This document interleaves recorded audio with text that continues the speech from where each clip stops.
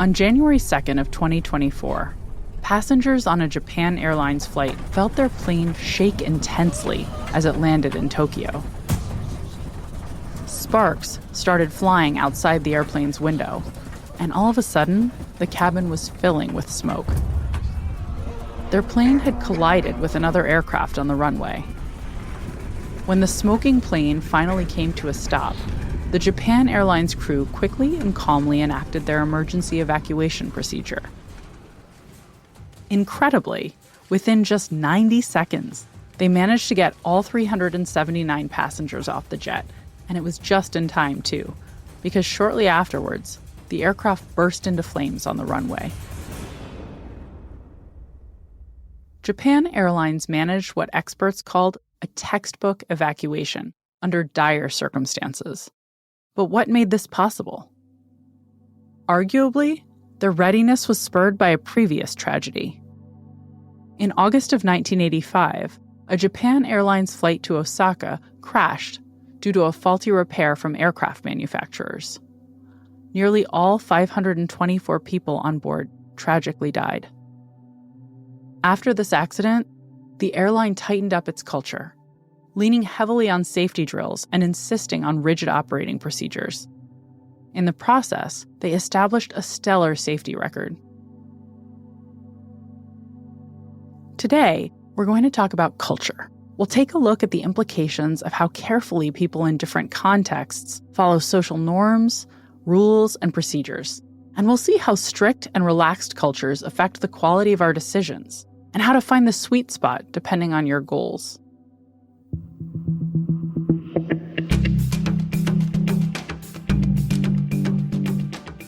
I'm Dr. Katie Milkman, and this is Choiceology, an original podcast from Charles Schwab. It's a show about the psychology and economics behind our decisions. We bring you true and surprising stories about high-stakes choices and examine how they connect to the latest research in behavioral science. We do it all to help you make better judgments and avoid costly mistakes.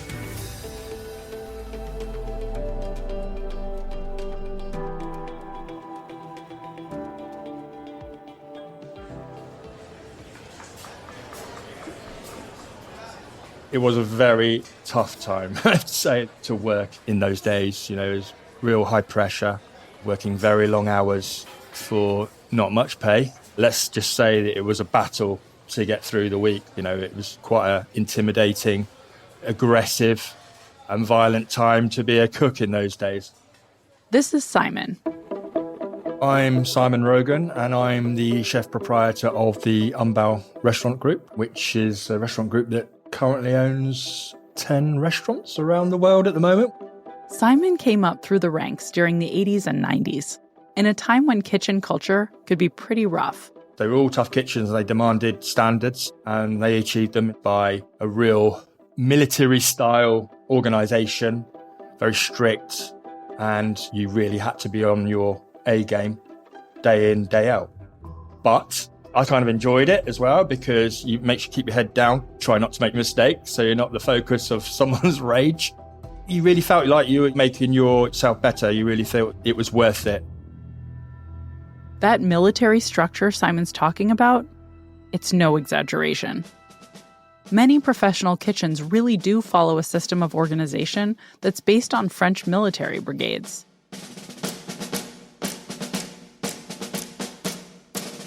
At the turn of the 20th century, Georges-Auguste Escoffier created the kitchen brigade system.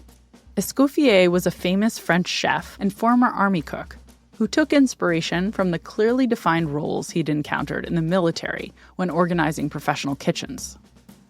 His system assigned cooks to over 20 well-delineated roles, and it ensured that every cook had a clear purpose in the kitchen so they could maximize their efficiency. So it's always the head chef, or if it's a big kitchen, it might be an executive chef above them. So head chef, sous chef, his deputy, and then you have the section chefs, the ones that are responsible for all the different elements of the menu, say the sauce for the meat, the poissonnière for the fish, entremetier for the vegetables, so on and so forth. They're called chef de partie. And then under them, you've got the commis chef, who are the young chefs, the training chefs. Commis actually comes from the French word for clerk. They're basically deputies to the chef de partie.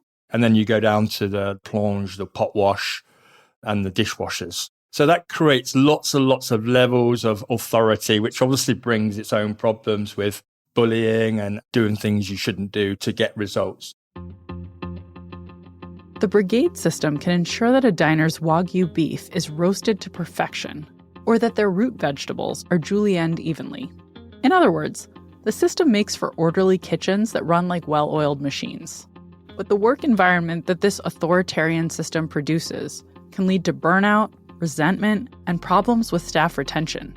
In those days, that was seen as the way to achieve results by everyone knowing their job, executing it to the best of their ability and bring that whole product together within that system to create perfect dishes. It worked to a certain degree, but yeah, living and breathing throughout those days was slightly different than they are now.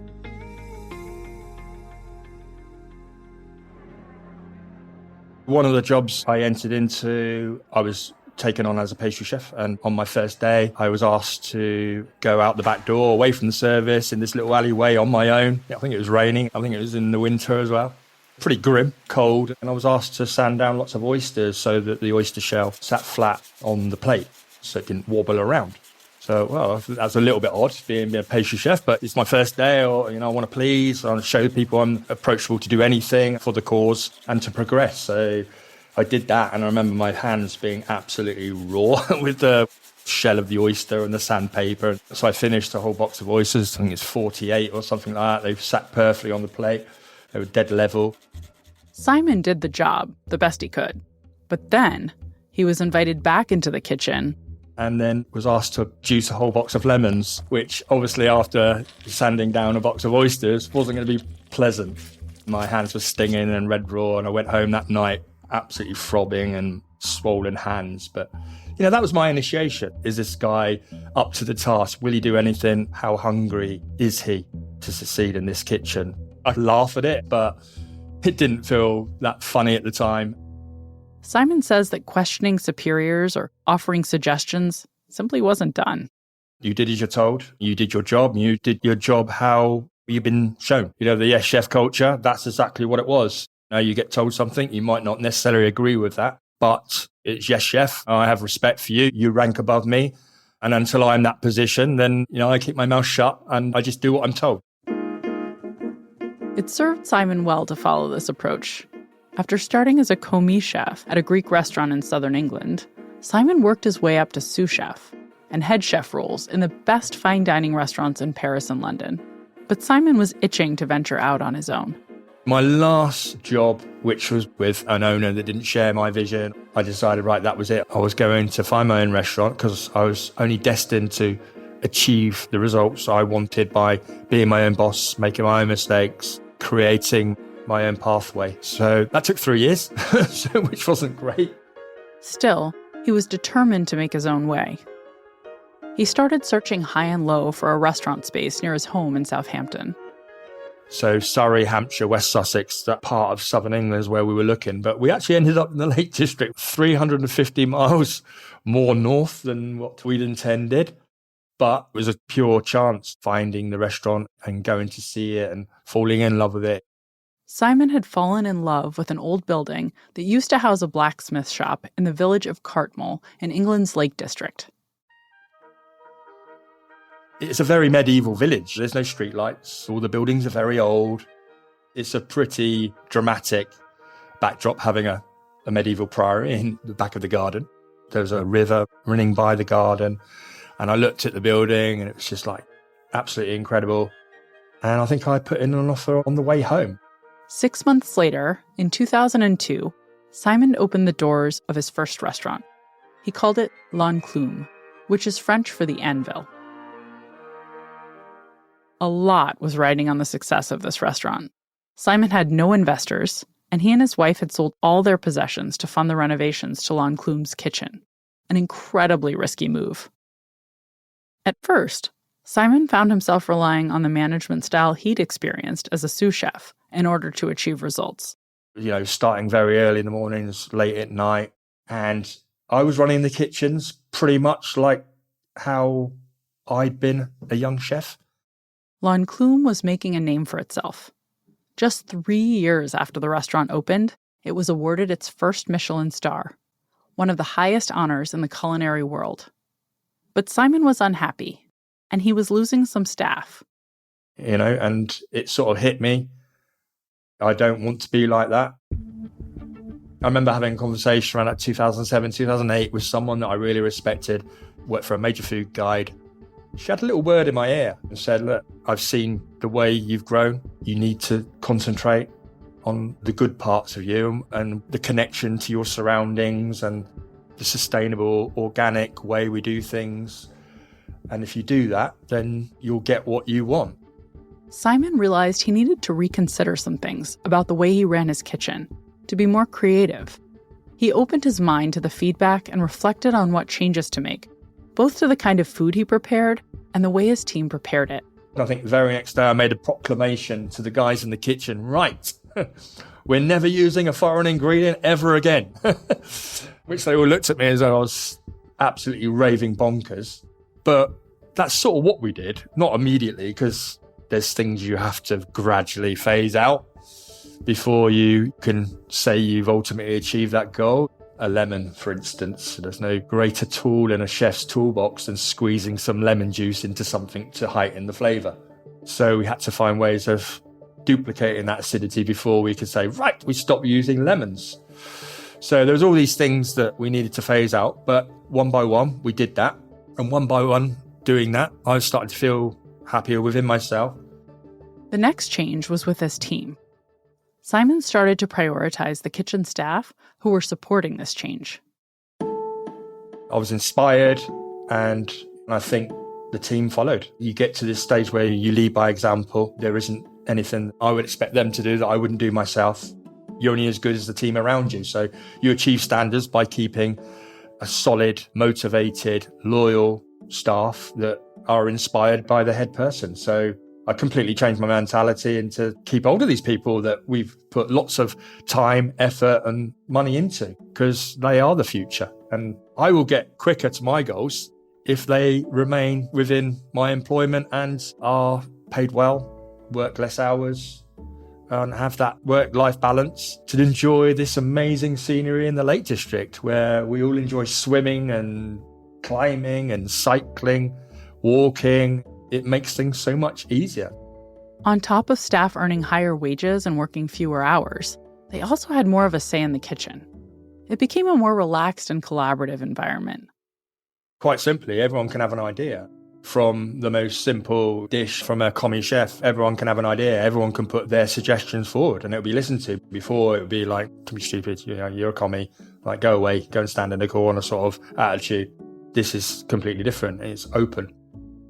In the early days, all the ideas, everything that went on a plate was in my head, and that was it. Being in my own head wasn't helping me whatsoever. I needed people to advise and people to help me with those ideas. So that team has got bigger over the years. So all the immediate management of the menu is seen by me, myself, my executive, my head chef, and maybe the sous chef, and we all sit down together. That's the main body of it. But everyone has an idea. Everyone can submit their idea to our development team and we'll work on it. And, let's say they're all hungry to succeed, just like I was back in those days. Our staff retention started to get a lot better, and surprise, surprise, our standards seemed to rise and we would start to get classified better. L'Enclume won 2 more Michelin stars, one in 2013, making it a 2-star establishment, and a third in 2022, which means the restaurant had earned the world's highest culinary honor, and all with this new, more relaxed and less hierarchical approach. Simon's team has opened 9 more restaurants since 2002, and he's proud that in each one, he's brought his style of management and a very different kind of kitchen culture than the one he encountered in his youth. From about 2017, 2018, we really put an emphasis on trying to create a blueprint for how a business can run and ensuring that the staff well-being is at its absolute utmost. We have a great time. We have a laugh. We have a joke.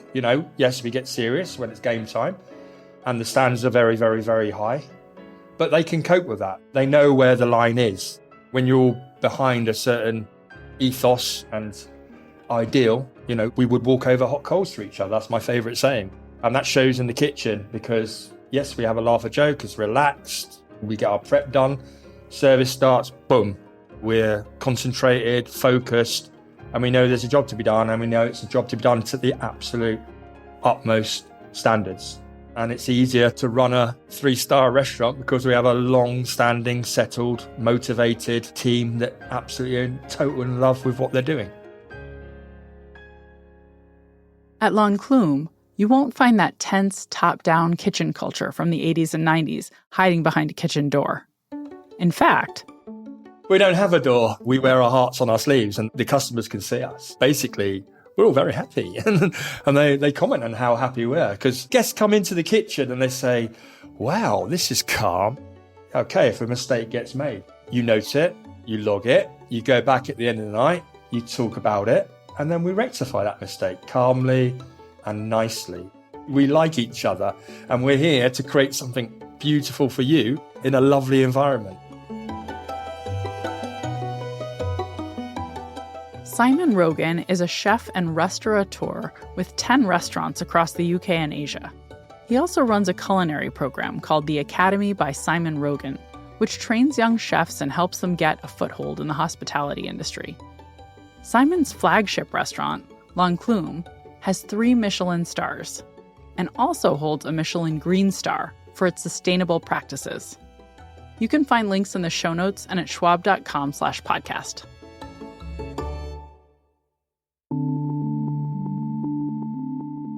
Simon's story of changing kitchen culture highlights how much a manager can affect the experience of their team at work and how both strict and relaxed kitchens can produce great food in different ways.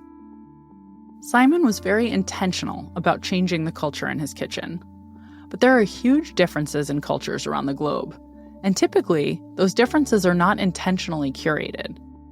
What shapes how rule-abiding a culture is, and why does it matter? My next guest is an expert on the way we make decisions in tight versus loose cultures, and why some cultures evolve to be tight, while others evolve to be loose. Michele Gelfand is the John H. Scully Professor in Cross-Cultural Management and Organizational Behavior at Stanford University. She's also a member of the National Academy of Sciences and the author of the terrific book, Rule Makers, Rule Breakers: How Tight and Loose Cultures Wire Our World. Hi, Michele. Thank you so much for taking the time to talk to me today. I'm really excited to have you here. Oh, it's great to be here, Katie. Well, first, I was hoping you could describe how you would define tight and loose cultures. Yes, so all cultures have social norms, these unwritten rules for behavior that sometimes get formalized in codes and laws. And in fact, we need social norms, as you know. Imagine a world where people are driving on either side of the street and not obeying stop signs, or they're stealing each other's food off of plates in restaurants, or belching really loudly. There's a reason why we don't do these things. It's because we have rules that we abide by that help us coordinate and help us really predict each other's behavior.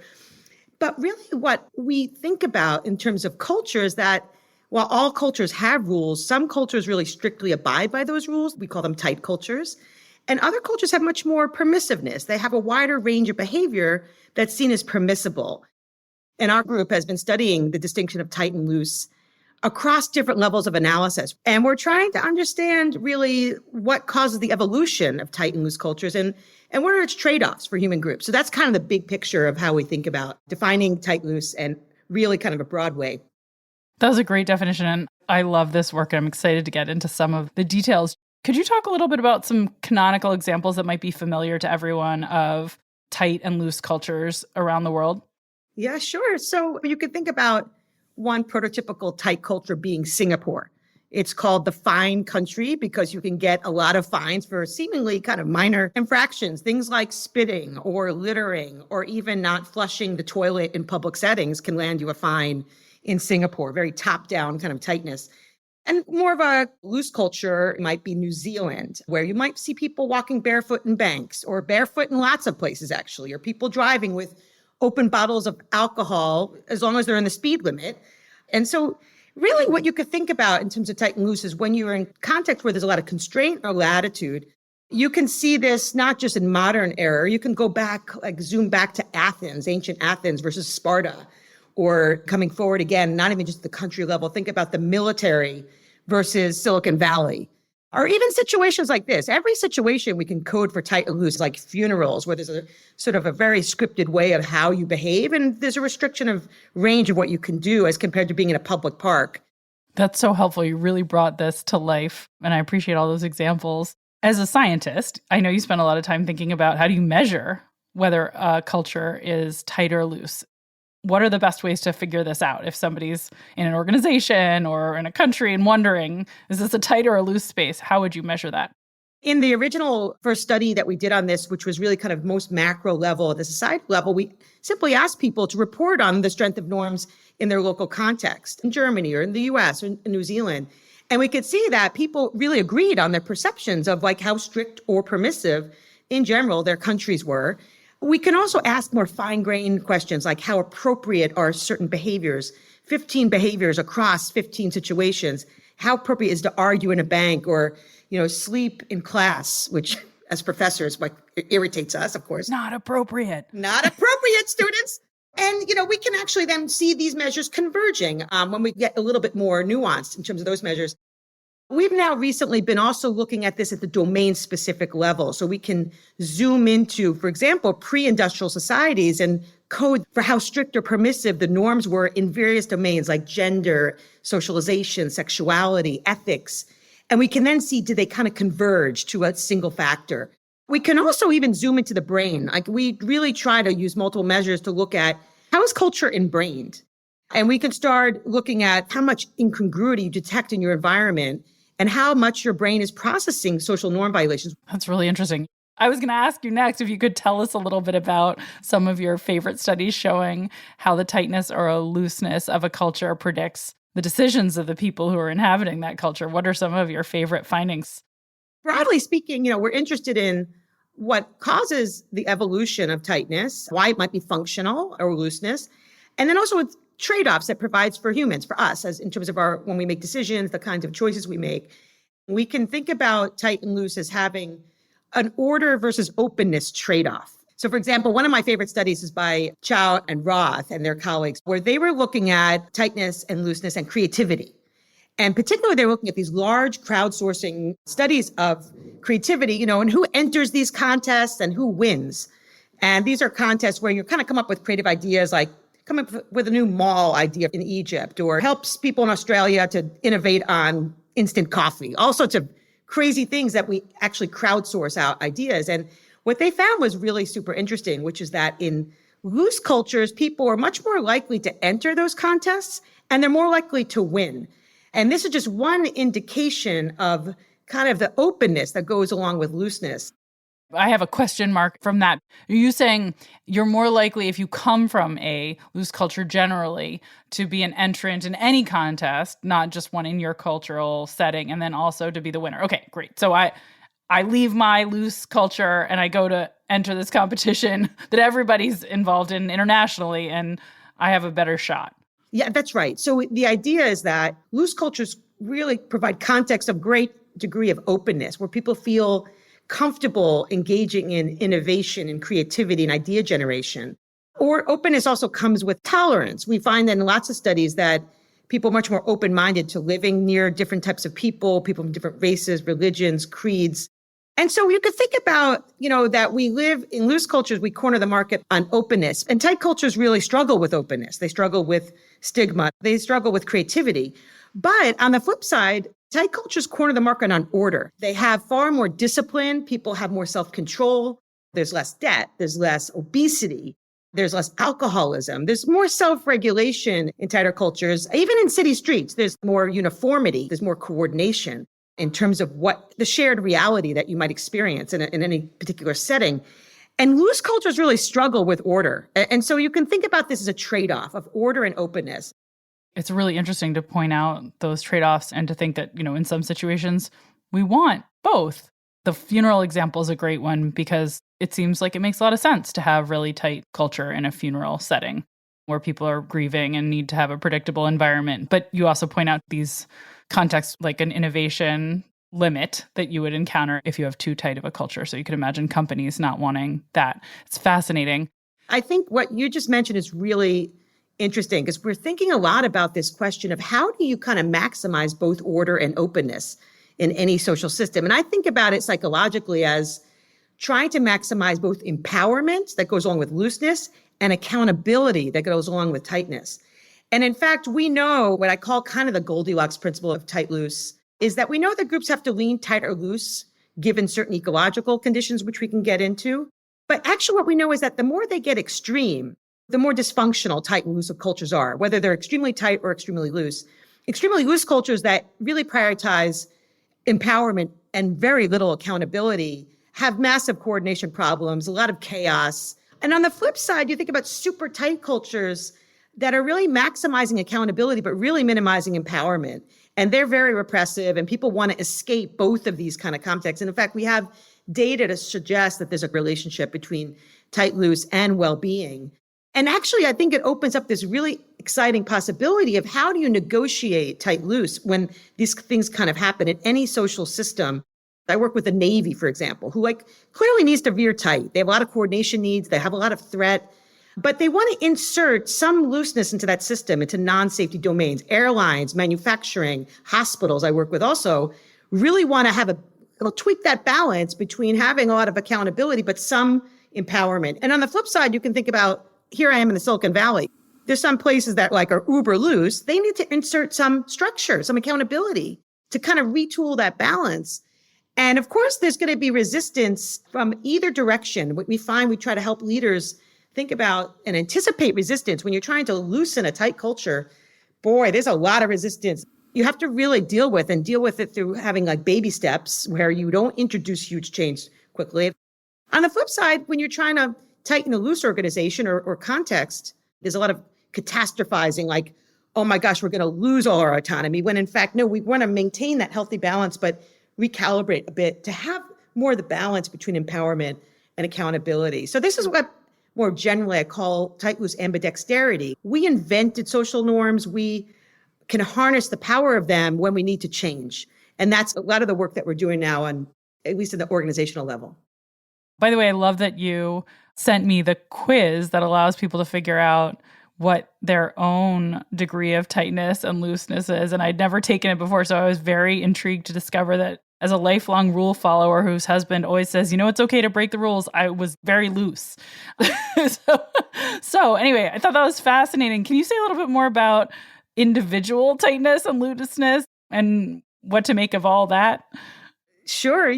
I'd like to first just mention that I don't like to call people tight or loose and equate that with nations. That's kind of an ecological fallacy. So we actually have a multi-level view of at different levels of analysis, what variables are important to assess. And at the individual level, we call this basically a tight or loose mindset. It's how much you're focused on following rules, like self-monitoring, managing impulses, liking a lot of structure. Those are all individual differences that all cohere.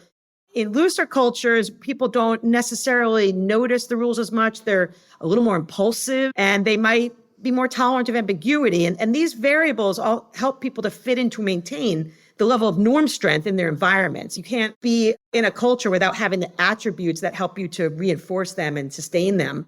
And it's more generally what's your default? Are you an order Muppet or a chaos Muppet, as Dahlia Lithwick would say?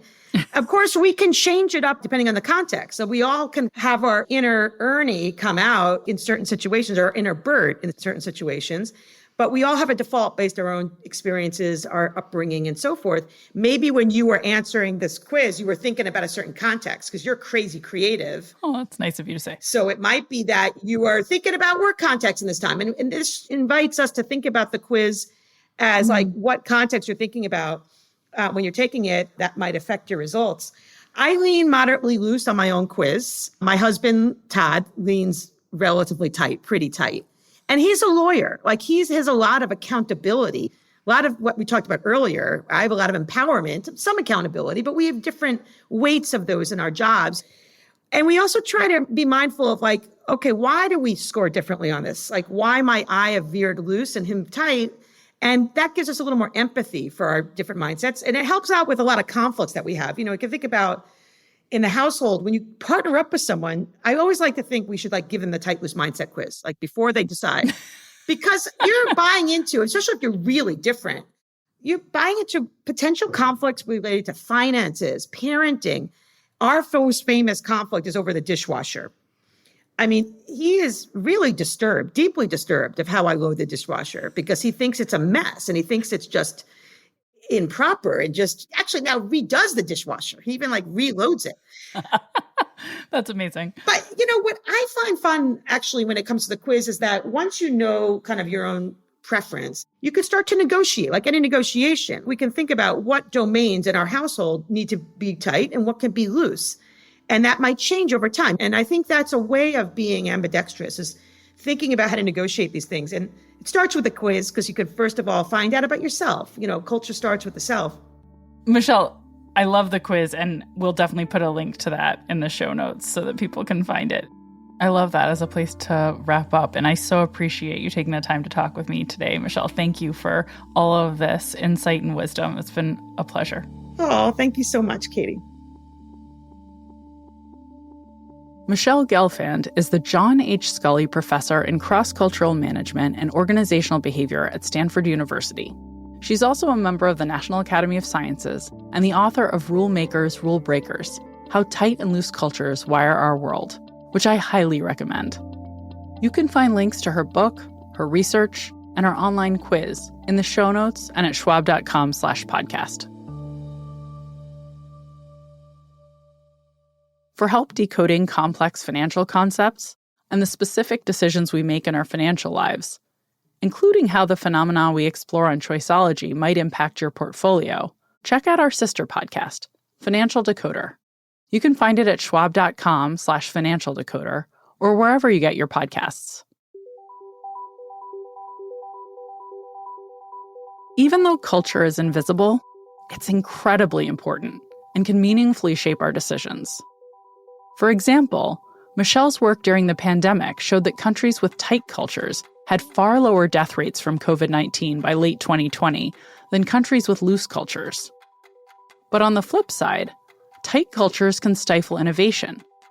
Because there are upsides and downsides to both tight and loose cultures, the ideal is to be aware of the culture you're creating and to aim for the kind of ambidextrousness that Michele tries to inculcate in her home life.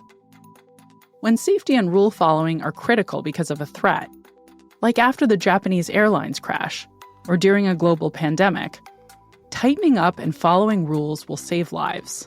But when you're not facing threats and are trying to excel in a creative endeavor, loosening up could bring you a Michelin star or a startup success in Silicon Valley. The key is to be conscious of the culture you're creating and to be purposeful with where and when you set strict versus permissive norms.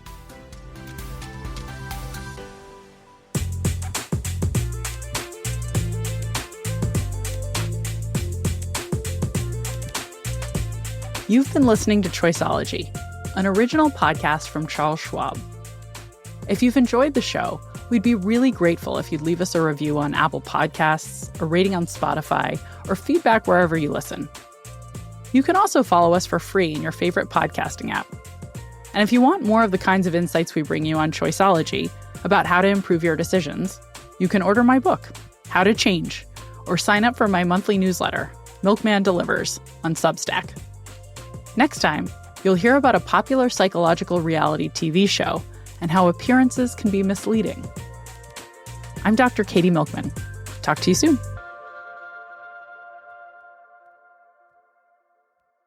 For important disclosures, see the show notes or visit schwab.com/podcast.